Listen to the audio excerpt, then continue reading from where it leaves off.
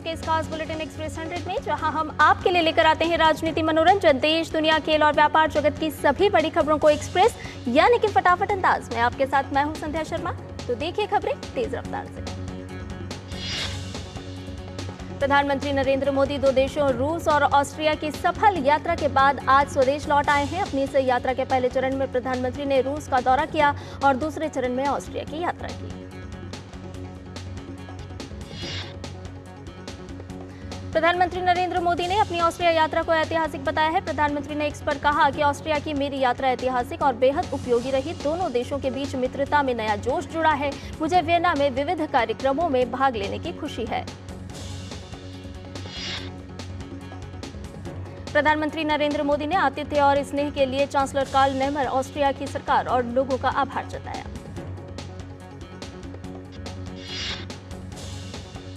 Vienna में प्रधानमंत्री नरेंद्र मोदी ने भारतीय समुदाय को संबोधित किया। पीएम ने कहा कि भौगोलिक दृष्टि से भारत और ऑस्ट्रिया 2 अलग-अलग छोर पर हैं, लेकिन दोनों के बीच अनेक समानताएं हैं। पीएम ने स्वतंत्रता, समानता और विविधता को दोनों देशों के साझा मूल्य बताया। प्रधानमंत्री ने कहा कि लोकतंत्र दोनों देशों को जोड़ता है। प्रधानमंत्री नरेंद्र मोदी आज नई दिल्ली में प्रख्यात अर्थशास्त्रियों के साथ संवाद करेंगे। पीएम मोदी आगामी केंद्रीय बजट पर अर्थशास्त्रियों के साथ चर्चा करेंगे।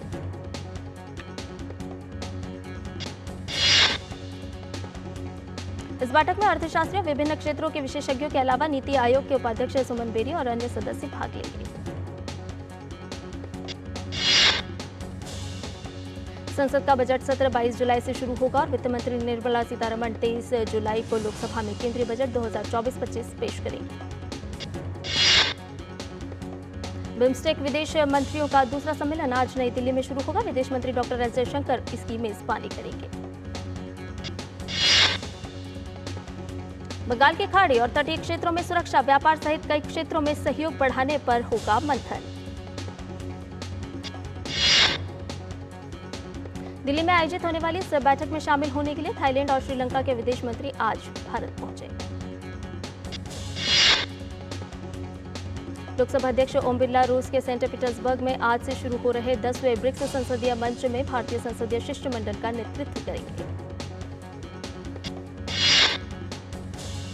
लोकसभा अध्यक्ष ब्रिक्स संसदीय आयाम के अंतर्गत अंतर संसदीय सहयोग को मजबूत करने की संभावना सहित अन्य मुद्दों पर संसद की भूमिका पर अपने विचार साझा करेंगे। उपराष्ट्रपति जगदीप धनखड़ आज महाराष्ट्र में मुंबई के 2 दिवसीय दौरे पर जाएंगे। उपराष्ट्रपति जगदीप धनखड़ महाराष्ट्र विधानसभा के दोनों सदनों को संबोधित करेंगे। अपनी यात्रा के दूसरे दिन उपराष्ट्रपति मुंबई में Narsi Munshi institute of management studies के संकाय और छात्रों को संबोधित करेंगे। सुप्रीम कोर्ट में आज सीजेआई चंद्रचूड़ की बेंच में नीट परीक्षा मामले की बेहद महत्वपूर्ण सुनवाई होने जा रही है। इससे पहले केंद्र सरकार ने कहा कि वो नीट परीक्षा दोबारा कराने के पक्ष में कतई नहीं है। 23 लाख अभ्यर्थियों पर सिर्फ आशंकाओं के आधार पर दोबारा परीक्षा का बोझ न डाला जाए। दिल्ली के मुख्यमंत्री अरविंद केजरीवाल की याचिका पर दिल्ली हाईकोर्ट आज सुनवाई करेगा। केजरीवाल ने आबकारी नीति से मनी लॉन्ड्रिंग मामले में प्रवर्तन निदेशालय द्वारा जारी समन को चुनौती दी है। वहीं इससे पहले कल दिल्ली हाईकोर्ट ने मामले में अरविंद केजरीवाल की जमानत रद्द करने की याचिका पर सुनवाई टाल दी। आज वर्ल्ड पॉपुलेशन डे यानी कि विश्व जनसंख्या दिवस है। बढ़ती आबादी से जुड़ी समस्याओं के प्रति लोगों को जागरूक करने के उद्देश्य से यह दिन मनाया जाता है। आज विश्व जनसंख्या दिवस के अवसर पर केंद्रीय स्वास्थ्य मंत्री जगत प्रकाश नड्डा आज दिल्ली स्थित निर्माण भवन में एक कार्यक्रम की अध्यक्षता करेंगे। भाजपा सांसद कंगना रनौत ने कुवैत में आग लगने की घटना के कुछ दिनों बाद से कथित तौर पर लापता धनदेव नामक व्यक्ति के परिवार से मुलाकात की। सांसद कंगना रनौत ने कहा कि उनके परिवार के सदस्य जल्द ही सारी जानकारी देंगे और तब यह स्पष्ट हो जाएगा कि वह कुवैत में ही थे। 4,885 तीर्थ यात्रियों का एक अन्य जत्था पवित्र अमरनाथ यात्रा के लिए जम्मू के भगवती नगर आधार शिविर से रवाना हुआ। इस जत्थे में 3,622 पुरुष, 1,086 महिलाएं, 14 बच्चे, 111 साधु और 52 साध्वियां शामिल हैं। राष्ट्रीय स्वयंसेवक संघ के अखिल भारतीय प्रांत प्रचारक की 3 दिवसीय बैठक 12 जुलाई से रांची में होगी।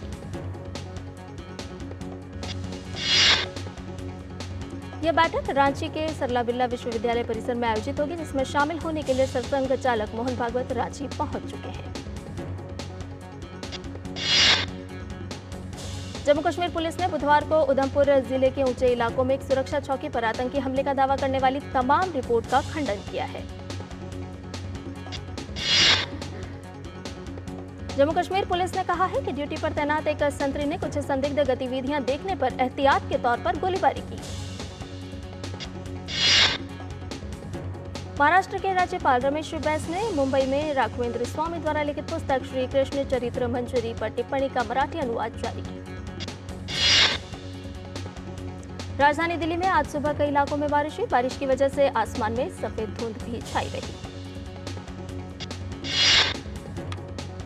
असम में बाढ़ की स्थिति में कुछ सुधार हुआ है। बाढ़ से प्रभावित लोगों की संख्या में कमी दर्ज की गई है। 27 जिलों के 86 राजस्व मंडलों के अंतर्गत 2500 से अधिक गांव बाढ़ की चपेट में हैं। असम में कुछ प्रमुख इलाकों में ब्रह्मपुत्र और 3 अन्य नदियां बुरही-दिहिंग, दिसांग, कुशियारा खतरे के निशान से ऊपर बह रही है। वहीं बिहार और नेपाल में भारी बारिश के कारण राज्य की नदियों का जलस्तर लगातार बढ़ता जा रहा है। नेपाल की तरफ कोसी में साल 2004 के बाद सबसे ज्यादा पानी छोड़ा गया है।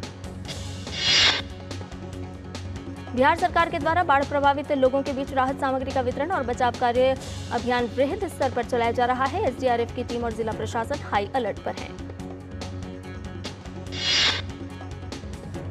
साथ ही राज्य सरकार ने एनडीआरएफ की 5 टीम को रवाना किया है। इसमें 2 टीम गोपालगंज, 1 टीम मोतिहारी और 1 टीम सुपौल रवाना भेजी गई है।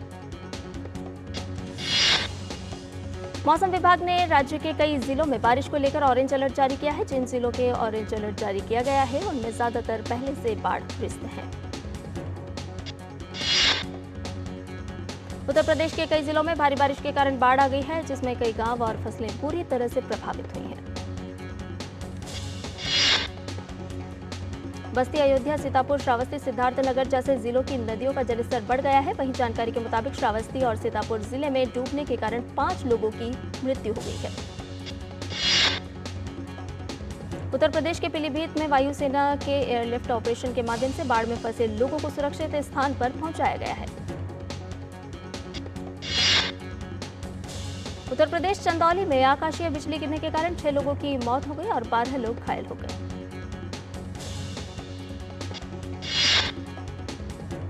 खाद्य और पेय पदार्थों पर भारत जीसीसी क्रेता विक्रेता बैठक का चौथा संस्करण आज दुबई में शुरू हुआ, जिसमें भारत और खाड़ी सहयोग परिषद देशों के खाद्य और पेय उद्योग के प्रमुख उद्योगपति शामिल हो रहे हैं।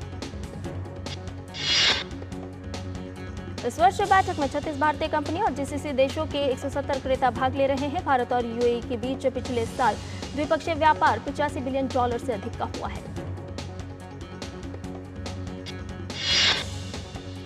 सीआईएल ने बीएचईएल के साथ साझेदारी में एक नई कंपनी बीजीसीएल की स्थापना की। इसका मकसद कोल इंडिया की कोयला खदानों से 6.5 लाख टन से ज्यादा अमोनियम नाइट्रेट का उत्पादन करना है।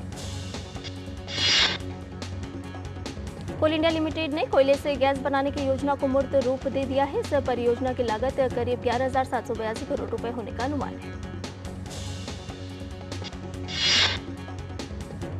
टाटा मोटर्स और महिंद्रा एंड महिंद्रा ने अपने एसयूवी की कीमतों में कटौती की है। एसयूवी की बिक्री बढ़ाने के लिए टाटा मोटर्स ने अपने प्रमुख एसयूवी हैरियर और सफारी की शुरुआती कीमतों में बदलाव किया है। महिंद्रा एंड महिंद्रा ने कहा कि मूल्य में कटौती से अधिक लोगों को इसका लाभ लेने का अवसर मिलेगा। ग्लेनमार्क फार्मा अपनी सहायक इकाई ग्लेनमार्क लाइफ साइंसेज लिमिटेड में 7.84% हिस्सेदारी बेचेगी। यह बिक्री 96,09,571 इक्विटी शेयरों से जुड़ी होगी। केंद्रीय मंत्री जितिन प्रसाद ने टॉय सीईओ मीट के दूसरे संस्करण में खिलौना उद्योग को भारतीय कारीगरों की मदद करने और खिलौनों के माध्यम से रचनात्मकता और कल्पनाशीलता को बढ़ावा देने के लिए प्रोत्साहित किया है।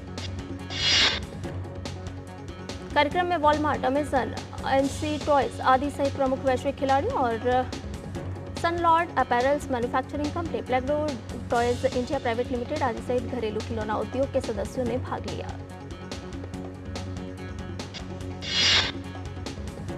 पेट्रोलियम और प्राकृतिक गैस मंत्री हरदीप सिंह पुरी ने कहा कि सार्वजनिक क्षेत्र की पेट्रोलियम कंपनियां फर्जी उपभोक्ताओं को हटाने के लिए रसोई गैस ग्राहकों का आधार के जरिए कर रही हैं eKYC वेरिफिकेशन।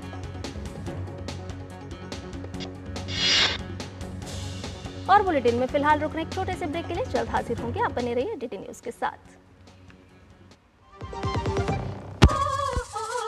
वाली भोली भाली मेहनत वाली नखरे वाली असली तड़के वाली, ये तो बड़ी समझदार बड़ी होशियार MDH के साथ अब जुड़ते सही टेस्ट का असली test MDH ginger garlic paste. MDH। बात जब पीढ़ियों के लिए बनने वाले घर की हो तो जिम्मेदारी बड़ी हो जाती है। गैलेंट समझता है ये जिम्मेदारी। अब डबल M रिब्स के साथ गैलेंट एडवांस TMT रीबार, निर्माण का रियल हीरो। और ब्रेक के बाद एक्सप्रेस 100 में आपका एक बार फिर से स्वागत है। आइए बाकी की खबरों को भी जान लेते हैं फटाफट अंदाज में। केंद्रीय मंत्री हरदीप सिंह पुरी ने कहा कि आधार की मदद से eKYC की प्रक्रिया उन फर्जी ग्राहकों को अलग करने के लिए की जाएगी जिनके नाम पर बुक कराई गई रसोई गैस का इस्तेमाल कमर्शियल प्रतिष्ठानों में किया जाता है। भारत में डाइवर्सिटी हायरिंग में सालाना आधार पर जून में 33% की बढ़त देखने को मिली। इसमें फाइनेंस सर्विसेज और इंश्योरेंस और IT सॉफ्टवेयर सर्विसेज सेक्टर सबसे आगे है। टैलेंट प्लेटफॉर्म फाउंडर की रिपोर्ट में बताया गया है कि जून 2024 में कुल भर्तियों में सालाना आधार पर 12% की बढ़त दर्ज की गई है। वहीं मासिक आधार पर यह बढ़त 2% थी। गेहूं और आटे की बढ़ रही कीमतों पर अंकुश लगाने के लिए केंद्र सरकार थोक ग्राहकों को गेहूं बेचने की योजना बना रही है। अगले महीने से आटा मिलर्स और बिस्किट निर्माताओं को गेहूं बेचा जाएगा। सरकार ने भारतीय खाद्य निगम को अपने भंडार से 23,250 रुपए प्रति टन पर गेहूं बेचने की मंजूरी दी है, जो मौजूदा खुले बाजार की कीमतों से करीब 12% कम है। दूरसंचार के क्षेत्र में आत्मनिर्भर बन रहा है भारत। PLI योजना के दम पर 3 वर्षों में 3,400 करोड़ का निवेश हुआ है। वहीं इस क्षेत्र में देश के उपकरणों की बिक्री 50,000 करोड़ के पार पहुंच चुकी है। दूरसंचार उपकरण और मोबाइल दोनों को मिलाकर 2023-24 में 1.49 लाख करोड़ रुपए के उत्पादों का निर्यात किया गया। इस अवधि में आयात 1.53 लाख करोड़ रुपए से अधिक रहा।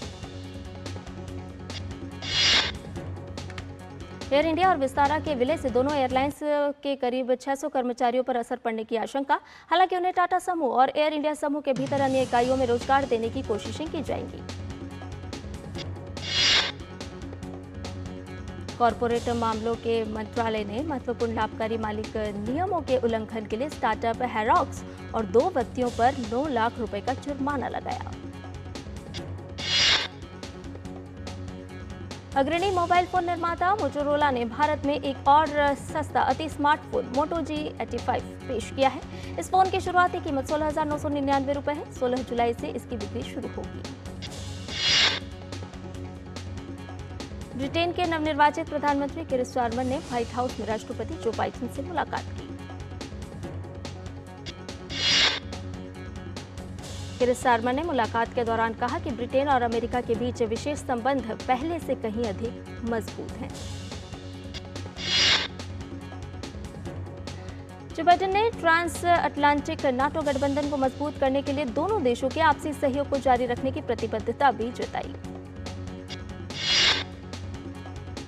नाटो महासचिव जेंस स्टोल्टेनबर्ग ने प्रेस कॉन्फ्रेंस में कहा कि 32 सहयोगियों ने सामूहिक रूप से चीन को रूस के युद्ध में निर्णायक समर्थक के रूप में पहचाना है। स्टोल्टेनबर्ग ने यूक्रेन को अपने रैंक में शामिल करने के लिए नाटो की प्रतिबद्धता की भी पुष्टि की। उन्होंने कहा, यह नाटो सहयोगियों का एक कड़ा संदेश है कि हम वास्तव में चाहते हैं कि यूक्रेन इसमें शामिल हो। अमेरिकी राष्ट्रपति जो बाइडेन ने नाटो के देशों से अपना औद्योगिक आधार मजबूत करने की अपील की है। उन्होंने कहा कि रूस अब रक्षा उत्पादन को लेकर काफी तेजी से आगे बढ़ रहा है। ब्रिटेन के नवनियुक्त प्रधानमंत्री किर स्टारमर ने यूक्रेन के राष्ट्रपति वोलोदिमीर ज़ेलेंस्की से मुलाकात की। किर स्टारमर ने कहा कि लेबर सरकार के सत्ता में आने से यूक्रेन के प्रति ब्रिटेन की स्थिति में कोई बदलाव नहीं आएगा। किर स्टारमर ने यूक्रेन को आर्थिक मदद देने की प्रतिबद्धता भी जताई। आम चुनाव में बड़ी जीत के बाद किर स्टारमर का नाटो के नेताओं ने गर्मजोशी से स्वागत किया। इजरायली सेना ने बताया कि गजा के शेजाइया जिले में 2 सप्ताह का उनका ऑपरेशन पूरा हो गया है। उनका कहना है कि उन्होंने 8 आतंकवादी सुरंगों को नष्ट कर दिया जिनमें हथियार और संचार उपकरण रखे थे। इजरायली सेना ने सभी फिलिस्तीनियों को गाजा शहर से बाहर निकालने का आदेश दिया है। इसके लिए इजरायली ने अपने शहर के ऊपर पर्चे गिराए, इन पर शहर छोड़ने का संदेश लिखा है। अमेरिका, मिस्र व कतर इजरायली अफसरों से युद्ध विराम पर लगातार वार्ता कर रहे हैं ताकि शांति समझौता आगे बढ़ाया जा सके। रोमांचक जीत के साथ इंग्लैंड ने लगातार दूसरी बार यूरो कप के फाइनल में जगह बना ली है। प्रतियोगिता के दूसरे सेमीफाइनल में इंग्लैंड ने नीदरलैंड्स को 2-1 से हराकर खिताबी मुकाबले में प्रवेश किया। इंग्लैंड के लिए वॉटकिंस ने 90वें मिनट में विजयी गोल किया। अब फाइनल में इंग्लैंड का सामना रविवार को स्पेन से होगा। भारतीय क्रिकेट टीम ने टी20 सीरीज के तीसरे मैच में जिम्बाब्वे को 23 रन से हरा दिया। इस जीत के साथ भारत ने 5 मैच की सीरीज में 2-1 की बढ़त बना ली है। भारत से जीत के लिए मिले 183 रन के जवाब में जिम्बाब्वे की टीम 6 विकेट पर 159 रन ही बना पाई। 3 विकेट लेने वाले वॉशिंगटन सुंदर को प्लेयर ऑफ द मैच चुना गया। इंग्लैंड ने पहले टेस्ट के पहले दिन वेस्टइंडीज को पहली पारी में 121 रन पर समेट दिया। जवाब में पहले दिन का खेल खत्म होने तक इंग्लैंड ने 3 विकेट पर 189 रन बना लिए थे। इंग्लैंड के तेज गेंदबाज एटकिंसन ने अपने पहले ही टेस्ट मैच में 7 विकेट लेने में सफलता पाई। वहीं अंतिम टेस्ट खेल रहे जेम्स एंडरसन ने 1 विकेट लिया। आईसीसी ने बल्लेबाजी की नवीनतम टी20 रैंकिंग जारी कर दी है। भारत के सूर्य कुमार यादव ताजा रैंकिंग में दूसरे स्थान पर बने हुए हैं।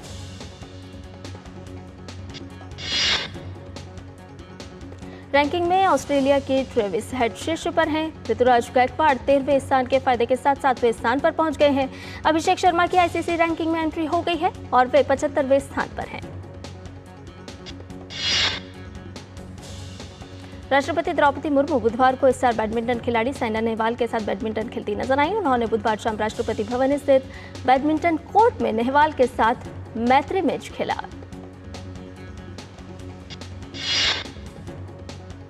नोवाक जोकोविच ने विंबलडन के सेमीफाइनल में जगह बना ली है। क्वार्टर फाइनल में जोकोविच को एलेक्स जे मिनोर के खिलाफ वॉकओवर मिल गया।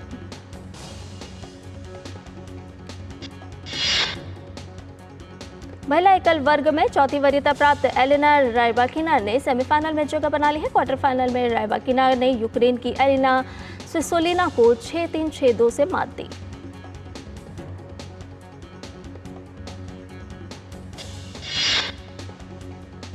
बार्बोवा क्रोचिकोवा भी सेमीफाइनल में पहुंच गई हैं। क्वार्टर फाइनल में क्रोचिकोवा को 13वीं वरीयता प्राप्त येलेना ओसापेंको को 6-4, 7-6 से हराया। इटली के लोरेंजो मुसेट्टी ने कड़े संघर्ष के 13वीं वरीयता प्राप्त टेलर फ्रिट्ज को हराकर विंबलडन के अंतिम 8 में प्रवेश कर लिया है। इटालियन खिलाड़ी ने मुकाबले को 5 सेट में अपने नाम किया। कोलंबिया ने कोपा अमेरिका के फाइनल में स्थान बना लिया है। रोमांचक सेमीफाइनल में कोलंबिया ने उरुग्वे को 1-0 से शिकस्त दी। कोलंबिया के लिए जेफरसन लेरमा ने 39वें मिनट में मैच का एकमात्र गोल किया। फाइनल में कोलंबिया का सामना गत विजेता अर्जेंटीना से होगा। मुंबई में सोनाक्षी सिन्हा और रितेश देशमुख की हॉरर कॉमेडी फिल्म काकुड़ा की हुई स्क्रीनिंग। यह फिल्म 12 जुलाई को ओटीटी प्लेटफॉर्म ZEE5 पर स्ट्रीम होगी।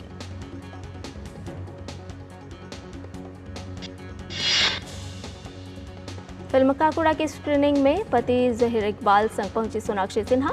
स्क्रीनिंग के दौरान रितेश देशमुख, साकिब सलीम, शर्वरी वाघ, अभय वर्मारे जैसी हस्तियों ने 4 चांद लगाए।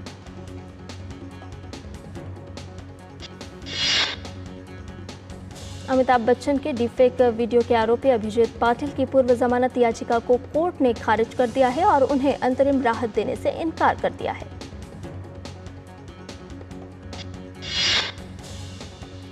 फरहान अख्तर के प्रोडक्शन हाउस की film super boys of Malegaon का जलवा टोरंटो इंटरनेशनल फिल्म फेस्टिवल में देखने को मिलेगा। फिल्म का वर्ल्ड प्रीमियर आयोजित किया जाएगा। टोरंटो इंटरनेशनल फिल्म फेस्टिवल 5 से 15 सितंबर 2024 तक चलने वाला है। समारोह में पीपल्स चॉइस अवार्ड दिया जाता है। इस अवार्ड को जीतने वाली फिल्में ऑस्कर में पुरस्कार जीतने की दावेदारी कर सकती हैं।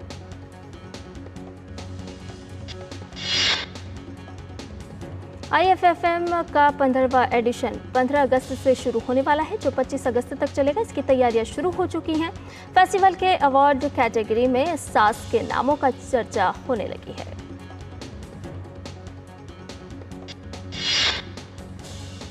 नब्बे के दशक से ही बॉलीवुड के मशहूर सिंगर कुमार सानू अपने गानों के लिए लोगों के दिलों पर छाए हुए हैं। कुमार सानू ने अपने सिंगिंग करियर में 22,000 से ज़्यादा गाने गाए हैं। उन्होंने कहा कि 90 के दशक में संगीत का एक अलग जादू था, जिसे दोबारा खोजा और संजोया जाना चाहिए। मुंबई के छत्रपति शिवाजी महाराज पार्क में एक स्थानीय फिल्म निर्माता ने पेड़ के ऊपर खुद को बांधकर मंकी स्टाइल में भारतीय पशु कल्याण बोर्ड के खिलाफ विरोध प्रदर्शन किया। उन्होंने अधिकारियों पर उत्पीड़न का आरोप लगाया है।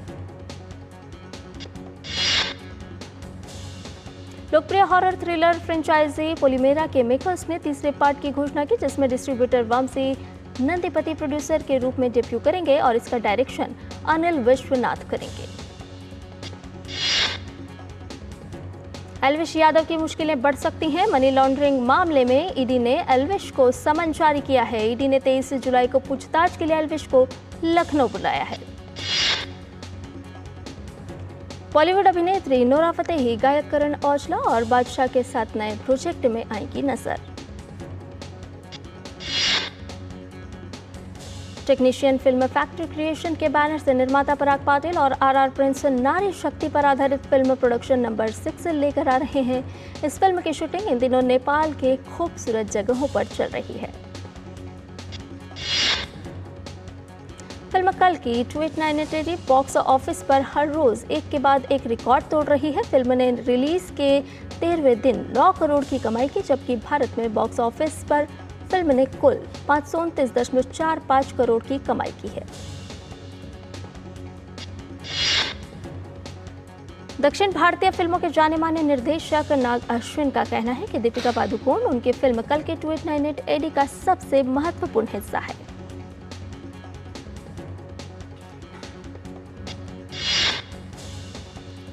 और इसके साथ ही एक्सप्रेस न्यूज में फिलहाल इतना ही। हमें दीजिए इजाजत, लेकिन DT न्यूज पर खबरों का सिलसिला लगातार जारी है। नमस्कार।